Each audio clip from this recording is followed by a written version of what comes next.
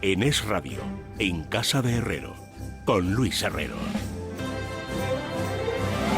Muy buenas tardes, señoras y señores. Bienvenidos al atardecer de este jueves, día 18 de mayo de 2023. Faltan exactamente 10 días para que podamos votar las elecciones municipales y autonómicas, el día 28 de este mismo mes. Y a 10 días del momento de las urnas, el Partido Popular cree que sigue siendo rentable para sus intereses electorales poner de manifiesto la coyunda que tiene el Partido Socialista con Bildu, una formación política que ha colocado en sus listas electorales a gente condenada por terrorismo, y sin embargo sus opositores, sus adversarios, todos los partidos de la izquierda, consideran que a ellos lo que les viene bien es trasladar la idea de que el Partido Popular solo tiene un as en la bocamanga, que es precisamente utilizar a ETA con fines electorales, instrumentalizar, dicen desde la izquierda, el dolor de las víctimas. Y aquí es donde se plantea la batalla. La llevamos planteada en esos términos desde hace varios días, pero hoy, un día más, he perdido la cuenta, no sé cuántos días consecutivos, este es el asunto de la campaña, el único asunto de la campaña. Se habla tangencialmente de otras cosas, pero verán ustedes que apenas tienen un lugar, un hueco en los medios de comunicación. Quien ha cogido con más entusiasmo hoy el testigo de este asunto en el Partido Popular ha sido la presidenta de Madrid, Isabel Díaz Ayuso, que esta mañana ha dicho cosas a su estilo, es decir, sin ambajes, sin pelos en la lengua, que han encocorado mucho, como verán después, a la izquierda. Empecemos por su primera afirmación. ETA está viva, está en el poder, vive de nuestro dinero, mina nuestras instituciones, quiere destruir España, privar a millones de españoles de sus derechos constitucionales y provocar una confrontación. Y en consecuencia se convierte en una amenaza. O reaccionamos o después será demasiado tarde. Porque la nación que permita el asalto de los terroristas a las instituciones habrá firmado su sentencia de muerte. Porque quieren demoler a pasos agigantados la España que conocemos y no se van a contentar hasta que dinamiten nuestra nación, nuestra democracia, la convivencia, la prosperidad y la libertad. Bueno, es curioso hasta cierto punto que una candidata a una comunidad autónoma como es la de Madrid haga un discurso que sería más propio de unas elecciones generales, o un discurso más propio del que le disputa el presidente del gobierno la hegemonía política, como sería el caso de Núñez Feijóo, pero no es nuevo en el caso de Isabel Díaz Ayuso, porque yo lo he dicho muchas veces, ella se siente más confortable confrontando con el gobierno de la nación, con el gobierno de Sánchez, que confrontando con quienes son sus adversarios directos en las elecciones autonómicas, con Mónica García, con Juan Lobato, etcétera. Pero lo cierto es que estas declaraciones tan contundentes esta mañana de Isabel Díaz Ayuso, como les decía hace un instante, han encocorado, han enfadado bastante a la izquierda. Y quien ha salido a la palestra para marcarle, digamos, la réplica ha sido Francisco Martín, que también es verdaderamente asombroso, porque Francisco Martín no es candidato a nada en las próximas elecciones, es el delegado del gobierno en Madrid, un hombre de Félix Bolaños. Pero en vista de que no se animaban los miembros del PSOE a entrar en esta batalla, tal vez porque ellos lo que quieran es que se apague este fuego cuanto antes y no alimentarlo, pues ha sido Francisco Martín el que, con un argumentario verdaderamente sorprendente, desde mi punto de vista, ha querido replicar a Ayuso en estos términos. La presidenta de la Comunidad de Madrid acaba de hacer unas declaraciones bochornosas. La gravedad de que la señora Díaz Ayuso haya dicho esta mañana que ETA, hoy, mayo de 2023, sigue viva, es una absoluta falta de respeto a las víctimas y es una falta de respeto a toda la ciudadanía. ¿Pero por qué dice usted semejante tontería, señor Martín? Pregúntele a las víctimas. ¿Por qué dice usted? Usted puede decir: no comparto la idea de la señora Díaz Ayuso de que ETA está viva. Es discutible. Pero no diga que es una falta de respeto a las víctimas, porque las primeras que están diciendo que ETA sigue viva y que manda en las instituciones son las víctimas. Por lo tanto, lo que es una falta de respeto a las víctimas, desde mi modesto punto de vista, es su contraargumentación, no lo que dice la señora Díaz Ayuso. Eso es lo que a mí me sale, pero bueno, cada uno es muy libre de utilizar el argumentario que considere más oportuno para sus intereses. No es la única, con perdón, tontería que ha dicho el señor Martín hoy. Ha dicho otra de un calibre equivalente. El Gobierno no ha pactado con Bildu. El Gobierno lo que está haciendo es sacar adelante la agenda reformista y transformadora más importante que ha tenido España en los últimos años y desde luego en las últimas décadas. Bildu ha votado lo que ha considerado que era preciso votar en cada momento, pero no hay ningún pacto con Bildu, como se dice de manera espúrea. ¿Ustedes conocen a alguien que se lo crea? ¿Hay alguien de cualquier partido político que pueda sostener esta tesis? ¿De verdad no se pacta con Bildu? ¿Bildu vota a cambio de nada, gratuitamente, las iniciativas del PSOE? ¿No se sientan los portavoces parlamentarios al quid pro quo? Oye, a mí me interesa tu voto en esta iniciativa, y entonces Bildu le dice, bueno, pero yo necesito contrapartidas. ¿Usted no recuerda a Otegi diciendo que quería que todos los presos salieran libres y que había que aprovechar la oportunidad del señor Sánchez en el gobierno antes de que se acabe la legislatura? Eso no es pactar. ¿Usted se cree que los ciudadanos son... Voy a decir una cosa que espero no poder decir, porque ya saben que, en fin, estas cosas de no... En fin, no quiero que se me caliente la boca, pero es que me parece un argumento, de verdad lo digo, sinceramente, de los más torpes y además de los más infantiles que he oído en muchísimo tiempo. O sea, le podrá gustar más o le podrá gustar menos, pero el Partido Socialista en muchas ocasiones, no en una, ni en dos, ni en tres, en muchas, ha pactado con Bildu, ha transado con Bildu, ha llegado a intercambios con Bildu. El voto de Bildu a cambio de peticiones que hace Bildu. Eso se llama pacto. ¿Le gusta a usted o no le guste? Ahora, ¿que cree usted que la gente de izquierdas es tan idiota que va a creer que usted tiene razón? Bueno, pues allá usted. Si usted considera que la gente de izquierdas es tonta del bote, pues entonces ya, ¿qué le voy a hacer? Yo a eso ya no se lo puedo arreglar.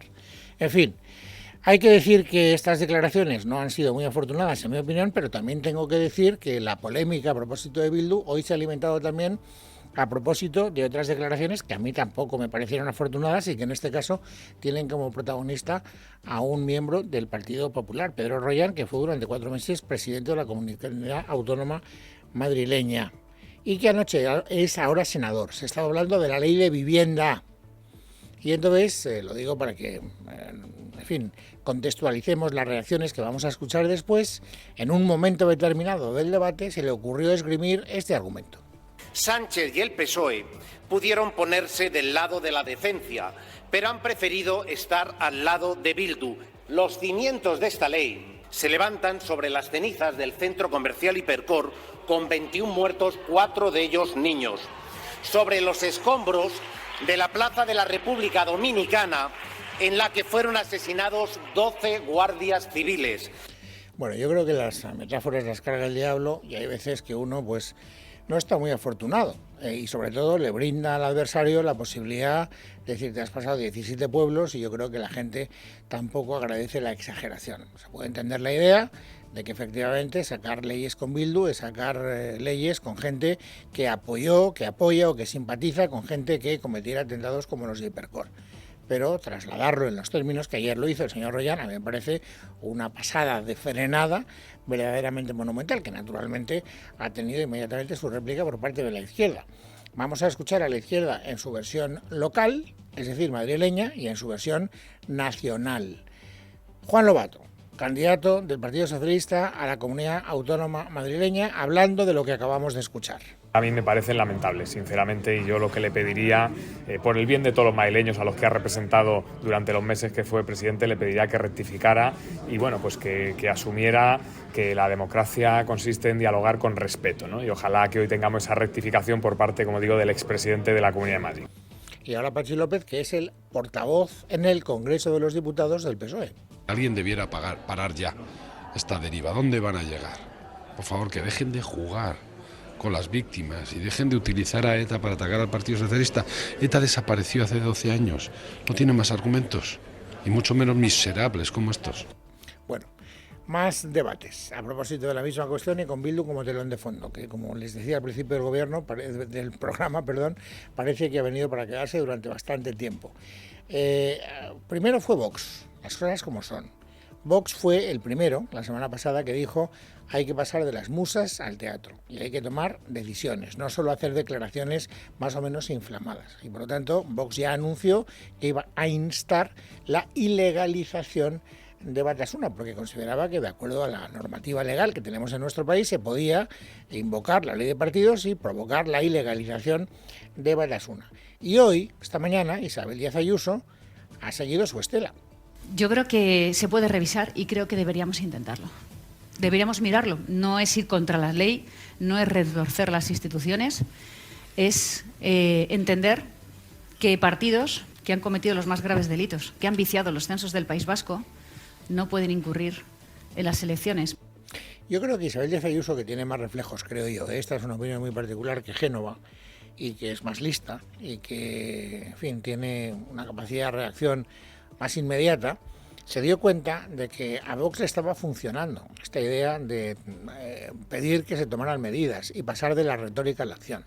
Y de hecho, los trackings que estábamos conociendo estaban hablando de un Vox al alza, los trackings que no se publican, los que manejan internamente los partidos políticos. Y entonces inmediatamente la señora Ayuso dijo, bueno, hay que ocupar esta posición, hay que hacer seguidismo por lo menos de este argumento. Nosotros no nos podemos quedar solo en la retórica, tenemos que hacer propuestas concretas. Por eso ayer Núñez Feijóo habló de una iniciativa para hacerle un cordón sanitario a Bildu antes de que se constituyan los ayuntamientos que salgan de las urnas del 28 de mayo. Y hoy Cuca Gamarra, que es la portavoz del Partido Popular en el Congreso de los Diputados, también ha dejado abierta la posibilidad de estudiar a ver si es posible, legalmente hablando, la ilegalización de Batasuna. Y volvemos a insistir y a exigir que el Gobierno solicite a la Abogacía del Estado un pronunciamiento en relación a el cumplimiento o no de la ley de partidos y a si hubiera que aplicarlo o no. A nosotros, nuestros equipos jurídicos nos hacen un planteamiento, pero creo que lo que debe de actuar y los que deben pronunciarse son los instrumentos que el Estado tiene, los instrumentos que entre todos hemos dotado al Estado para que tenga que pronunciarse sobre ello. Bueno, pero lo cierto es que los instrumentos que tiene el Estado sí que se están pronunciando, señora Gamarra.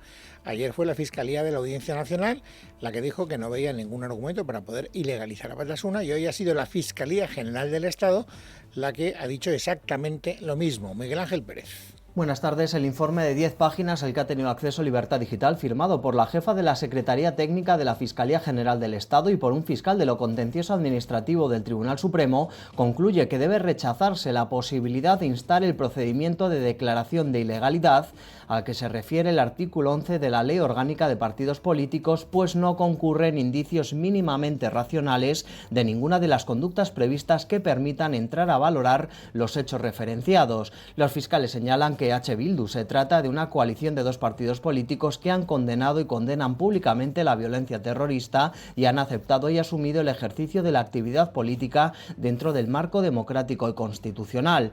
En lo referente a estos 44 candidatos, afirman que no consta acreditado en indicios objetivos que muestren intención alguna de volver a utilizar la violencia como instrumento al servicio de sus fines e ideales políticos, por lo que no se aprecia razón alguna para impugnar aquellas candidaturas. Sobre este extremo añaden que ven imprescindible recordar que ETA se disolvió en el mes de octubre de 2011, hace ya casi 12 años, y que desde entonces ni la organización terrorista ni sus miembros han vuelto a cometer hechos delictivos. Esta iniciativa del Partido Popular de instar la ilegalización de Batasuna, aunque ya se ve que con poco éxito desde el punto de vista legal, por lo menos a una Fiscalía General del Estado, ha servido también de argumentario para Unidas Podemos, que está también más activa que el PSOE. Yo creo que el PSOE está participando lo mínimo imprescindible en este debate, porque sabe que este debate le es muy incómodo y probablemente le está abriendo agujeros electorales de mayor tamaño del inicialmente previsto, pero a Unidas Podemos le va bien la confrontación directa con el Partido Popular y con Vox, eso no cabe ninguna duda. Y por si había alguna duda, ahí han estado formando tándem Ione Belarra e Irene Montero. Ione Belarra hablando de la ilegalización en estos términos. El problema de las derechas es que están a salvajadas. Llevan, no sé si lo habéis escuchado, las derechas de este país, el Partido Popular y Vox, varios días discutiendo entre ellos sobre la ilegalización de partidos. El Partido Popular, ante los problemas reales de la gente de este país, lo que propone es ilegalización de partidos. Y esa actitud, según Irene Montero, es miserable. El Partido Popular es miserable haciendo campaña con el dolor de las víctimas. No saben hacer campaña si no es con ETA y con Venezuela. Insisto en que el Partido Popular, que es el partido de la corrupción, que es el partido de las cloacas del Estado, que es el partido que pacta con los negacionistas de la violencia machista, que es el partido que vive al margen de la ley y la Constitución, a lo mejor por ese camino termina proponiendo ilegalizarse a sí mismo. Bueno, y hablando de elecciones, de precampaña electoral, bueno, no, de precampaña nada, hablando de campaña electoral, tengo que decirles que hoy se han producido unas interesantísimas declaraciones, en mi opinión, del señor Ortúzar, que es el presidente del PNV, a Carlos Alsina en Onda Cero. Y Ortúzar dice varias cosas interesantes. Es una entrevista que no tiene desperdicio, que a mí me ha ilustrado mucho, pero que nos permite llegar a varias conclusiones. La primera de ellas es que no es verdad, es falso de toda falsedad que sean solo los partidos como el Partido Popular, Ciudadanos o Vox quienes estén arremetiendo contra Bildu y contra el PSOE por la presencia de condenados etarras en las listas de Bildu. El señor Ortúzar tiene claro que el partido Batasuna, vamos, Bildu, porque él utiliza una terminología mucho más neutra que yo, ha cometido un error y además explica cuál. Aquí, ante una campaña electoral tan importante como esta, en la que Bildu ha fiado todo a ganarnos, a ganarle al PNV, porque somos su gran enemigo a batir, no ha querido renunciar a nada, y a veces cuando uno no quiere renunciar a nada comete este tipo de errores. ¿Qué ha sucedido? Pues que ha salido la noticia y la presión mediática y la presión que hemos ejercido el resto de fuerzas políticas se ha hecho incompatible con esa otra parte que quiere Bildu, ¿no?, de aparentar ahora de no haber roto un plato. Fíjense que él habla de la presión que hemos ejercido el resto de las formaciones políticas. No está endosando el muerto al Partido Popular, a Vox o a Ciudadanos. Él se está implicando también en esa presión, porque es verdad que esa presión la ha ejercido el PNV, y es verdad lo que dice al principio. Él sabe que su principal adversario en las elecciones municipales es precisamente Bildu. Dice más cosas el señor Ortúzar en la entrevista que le ha hecho Carlos Alsina esta mañana en Onda Cero. Por ejemplo, que Sánchez no puede llegar más lejos, no puede pararle los pies a Bildu, porque Sánchez no está pensando en estas elecciones del 28 de mayo. Está pensando en unas elecciones, las siguientes, las generales, donde probablemente va a seguir necesitando a Bildu. Yo creo que al presidente Sánchez y al gobierno lo que se le está pasando es que no tiene puesto el foco en la campaña municipal, sino tiene puesta la vista en la Moncloa, ¿no?, en las de diciembre. Probablemente no hayan querido romper relaciones o mostrar desde el principio una posición más clara, porque eso podría enajenarle la voluntad o la comprensión o los votos de Bildu, ¿no? Ya saben que el PNV tradicionalmente en la política española ha sido como la tónica, es decir, que ha combinado con todo, ya sea con la izquierda o ya sea con la derecha, en función de cómo había que implementar una mayoría, ahí estaba el PNV dispuesto a ser el complemento de cualquier formación política. Y por lo tanto, como cabe la posibilidad, según las encuestas, de que el Partido Popular ganara y gobernara, pues el señor Ortúzar deja una puerta entreabierta. Fíjense en qué términos más significativos ha hablado ante Carlos Alsina el señor Ortúzar de Núñez Feijóo. Me da la sensación de que es un hombre de mente más abierta de lo que el Partido Popular y el discurso que él mismo está, yo creo que viéndose obligado a interpretar es, ¿no?, en este momento. Yo quiero pensar que es así, además. Lo quiero pensar porque me gustaría poder pactar con él. El único problema es que el Partido Popular, si llega al poder, con casi toda seguridad, al menos la demoscópica, será con la muleta de Vox. Y ahí sí que con la Iglesia hemos topado. Si tiene que depender de Vox sería todo menos tranquilo, pero si necesita esos votos, yo creo que no va a renunciar a ellos, y eso hace prácticamente imposible una relación normalizada con el PNV, ¿no? Bueno, y ahora aviso, les voy a poner 3 fragmentos de una conversación, pero no sea de una entrevista, que no tiene un gran interés informativo, pero bueno, por amenizar lo que es la crónica de las elecciones. Yolanda Díaz ha estado en un podcast que hace Jorge Javier Vázquez y alguno de sus amigos. No conozco la identidad de sus amigos, pido perdón por ellos, porque van a escuchar ustedes sus voces y no las puedo identificar. Entonces se han dicho algunas cosas que me parecen entretenidas, no muy trascendentes, pero entretenidas. Y pues por aquello de pasar un buen rato y no hablar solo de cosas muy aburridas en la campaña electoral, pues las quiero compartir con ustedes. Lo primero, que según Jorge Javier Vázquez y según Yolanda Díaz, para ser gay en España hay necesariamente que ser de izquierdas. A ver, escucha, yo nunca entenderé que un gay vote a la derecha. Ya, es que son cosas extrañas, porque están votando contra formaciones políticas que restringen sus derechos. Justo. Es que no lo puedo comprender. Es que no lo entiendo. Pero fíjate que en esta pregunta que me había hecho Maroto en el Senado, creo que fui hiperrespetuosa con él. Yo le preguntaba a él, o sea, ¿usted se da cuenta? Porque es un caso palmario él, en su partido recurre la ley del matrimonio homosexual, pero él se beneficia de ella, ¿no? Atención, heteropatriarcado. Escuchen en qué términos habla a continuación Yolanda Díaz de Pedro Sánchez. Antes has mencionado a Pedro Sánchez, que es tan guapo. ¿Lo has dicho tú? ¿No lo he dicho yo? Es verdad, es una evidencia. Es una evidencia. Mi pregunta es, ¿esto ¿es verdad que en las altas esferas... Sí, se comenta, esta leyenda de que cada vez que va a Europa, cada vez que tal... Sí. Que están guapos, que están guapos. Es verdad, y elegante. Sí. No solo es guapo, es ser elegante también, ¿no? Sí. Imagínense ustedes que esto se hubiera dicho en otro ámbito político, hablando, por ejemplo, de Feijóo. O sea, una cosa verdaderamente sorprendente. Por cierto, hablando de Feijóo, vean ustedes la neutralidad de Jorge Javier Vázquez y cómo le pone en bandeja las valoraciones que tiene que hacer la señora Díaz en su calidad de política y de gallega, en esa doble militancia al líder de la oposición. Qué calladitos lo teníais, menudo chasco, Feijóo. Ya, y nunca nos escuchabais a los gallegos y a las gallegas. Ya. Lo decíamos. Menudo chasco. Pues es como es. No, es peor. No, ya. Pero en Galicia lo decíamos, Lo que pasa que como somos gallegos y gallegas, allí no nos escuchaba nadie.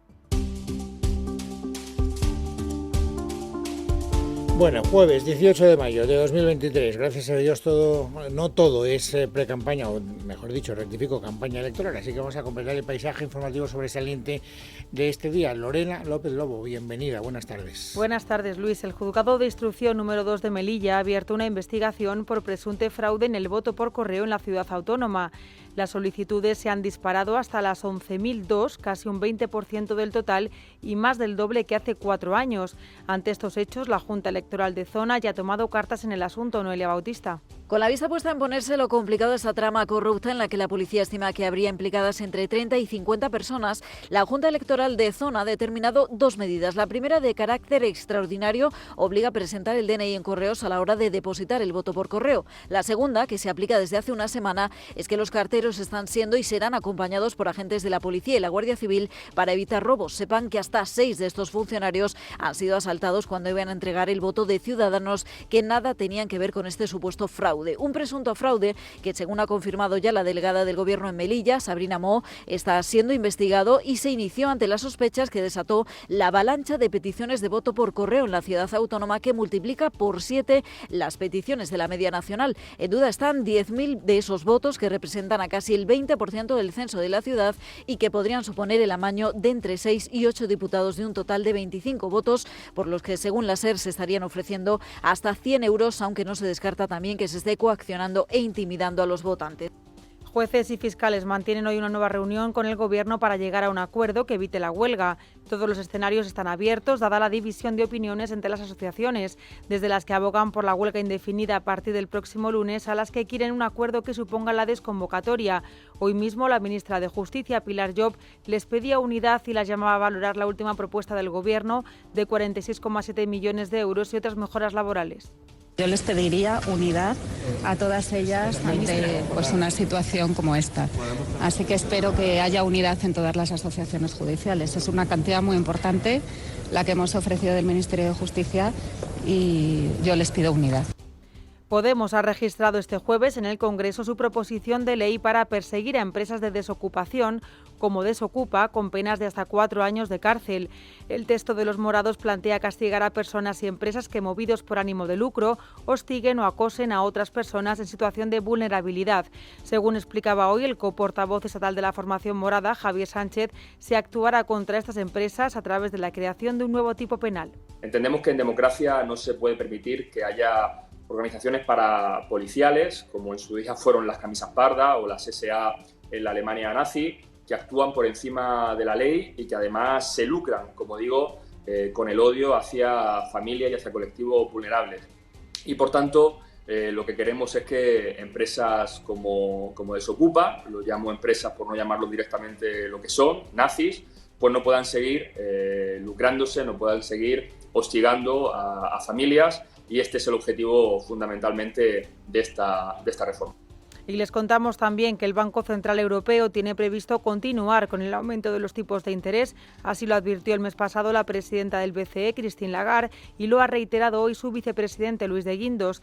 Este avisa de que seguirán endureciendo el acceso al dinero y de que la situación no va a ser fácil en los próximos meses, Leticia Vaquero. La situación de tipos negativos, como hemos tenido durante más de 10 años, no va a volver hasta dentro de unos pocos. Advierte de ello de Guindos, quien, aunque ha destacado que hay aspectos buenos en la economía europea, también hay sombras, como la inflación subyacente, que la ha calificado de más pegajosa de lo que esperaban, ya que lo que más les preocupa es cómo está afectando al sector servicios. Y con la vista puesta en la inflación, el Banco Central Europeo ya irá tomando decisiones sobre las nuevas subidas. Las habrá, pero según su vicepresidente, el tramo de subida que aún tiene por delante la institución es más corto que el que ya ha recorrido. Es decir, que subirán, pero no llegaremos a otros 375 puntos básicos, que es el total de las 7 subidas consecutivas hasta ahora. En un acto de PricewaterhouseCoopers, además, el exministro reclama prudencia a los bancos en el reparto de dividendos y recompras de acciones porque se está retirando liquidez. El expresidente andaluz José Antonio Griñán, condenado a 6 años de cárcel por el caso de los ERE, ha acudido esta mañana al Instituto de Medicina Legal. El objetivo de esta cita es elaborar un nuevo informe forense para comprobar si puede seguir el tratamiento contra el cáncer que padece en prisión. Macarena Domínguez. José Antonio Griñán llegaba al Instituto de Medicina Legal a pocos minutos de dar las 11 de la mañana, dispuesto a someterse a un nuevo informe forense que determinará si su ingreso en prisión supone un riesgo para la salud. A su llegada a los juzgados ha pedido respeto ante su enfermedad. Mire usted, yo creo que uno debe mantener confidencialidad sobre sus enfermedades y ustedes deben respetarlo. Y es que la Audiencia de Sevilla tiene que decidir ahora si José Antonio Griñán entra en prisión, dado que ya ha terminado la radioterapia, tratamiento que le había valido hasta ahora la suspensión de su pena. Para tomar esta decisión, la Audiencia cuenta ya con un informe del Centro Penitenciario de Sevilla en el que indican que hay presos con enfermedades similares a la de Griñán que están recibiendo tratamiento en prisión. Además, cabe recordar que el ex viceconsejero de Empleo, Agustín Barberá, tuvo que entrar en prisión después de que la Audiencia rechazara suspender su pena debido a una enfermedad grave. Mismo argumento de Griñán. La delegada del Gobierno contra la violencia de género, Victoria Rosell, ha dado a conocer los datos de violencia de género en un mes de mayo en el que ya han sido asesinadas 4 mujeres. Rosell ha advertido de la concentración de casos que suele darse en este mes de mayo y no descarta que sea necesaria la convocatoria de un comité de crisis. Además, en Igualdad estudian informar a las víctimas de los antecedentes de su agresor. Está en estudio sí esto, pero en estudio legal, con la Abogacía del Estado, protección de datos, una consulta que ya hubo de la fiscal de Sala de Violencia sobre la Mujer, es si esto podría adelantarse, incluso ofrecerse a las mujeres que no han dado todavía el paso de denunciar. Poder avisar a las mujeres que no han presentado denuncia está en estudio jurídico, digamos. Y el tenista español Rafa Nadal acaba de confirmar en rueda de prensa que no jugará el torneo francés de Roland Garros debido a los problemas físicos que arrastra y que dice que se retira temporalmente del tenis con la esperanza de poder volver a competir el año que viene. No voy a poder estar en Roland Garros después de muchos años sin faltar a la cita, con todo lo que es este torneo para mí, pues podéis imaginar lo difícil que es para mí. No voy a decir tomar esta decisión porque no es una decisión que tome yo, sino es una decisión que toma mi cuerpo. Y deciros que no tengo intención de seguir jugando por los siguientes meses. En Casa de Herrero, con Luis Herrero. Es Radio.